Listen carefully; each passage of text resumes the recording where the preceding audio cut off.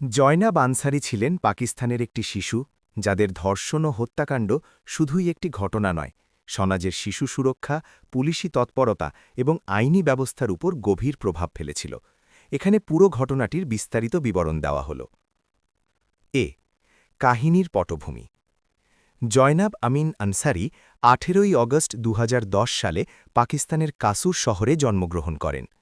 ৪ জানুয়ারি ২০১৮ তার পরিবারে উমরা পালনের কারণে সে তাদের সাথে না থেকে নিজ শহরে থাকছিল। একই দিনে জয়নাব কুরআন পড়ার ক্লাসে যাচ্ছিল। অপহরণ ও দেহ পাওয়া। ক্লাসে যাচ্ছিল সময় জয়নাব আচমকা নিখোঁজ হয়ে যায়। তার পরিবারের পরপরই পুলিশে খবর দেওয়া হয়। সিসিটিভি ফুটেজে দেখা যায় তাকে এক অজানা লোক হাত ধরে নিয়ে যাচ্ছে। ৯ জানুয়ারি অর্থাৎ নিখোঁজ হওয়ার ৫ দিন পর কাসুর জেলার একটি আবর্জনার স্তূপের কাছ থেকে তার দেহ উদ্ধার করা হয়। তদন্ত ও আক্রান্তের অবস্থা। ময়নাতদন্তে দেখা যায় যে জয়নাবকে ধর্ষণ, পীড়িত ও গলায় ধরন্ত করে হত্যা করা হয়েছে। তার শরীরের বিভিন্ন স্থানে অত্যাচারের চিহ্ন পাওয়া যায়। পুলিশ ডিএনএ পরীক্ষার মাধ্যমে সন্দেহভাজনকে শনাক্ত করার চেষ্টা করে এবং ১১৫০টি নমুনা মিলিয়ে মূল অভিযুক্তকে শনাক্ত করে। অপরাধী গ্রেপ্তার। ২৩ জানুয়ারি ২০১৮ পুলিশ ২৪ বছর বয়সী ইমরান আলীকে আটক করে।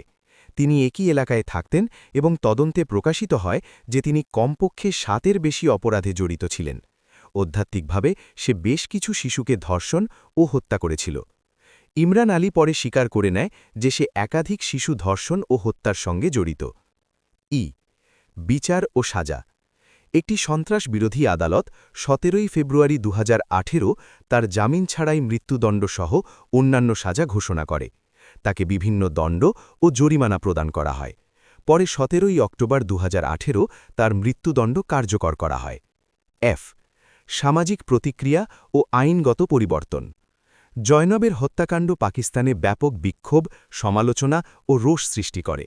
লোকেরা সরকার ও পুলিশের কার্যক্রমের প্রতি ক্ষোভ দেখায়।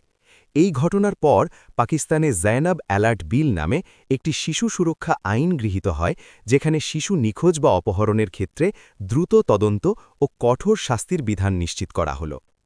সংক্ষেপে, জয়নাব আনসারি মাত্র ৭ বছরের একটি শিশু ২০১৮ জানুয়ারিতে অপহৃত হয়ে ধর্ষিত ও নির্মমভাবে হত্যা করা হয়।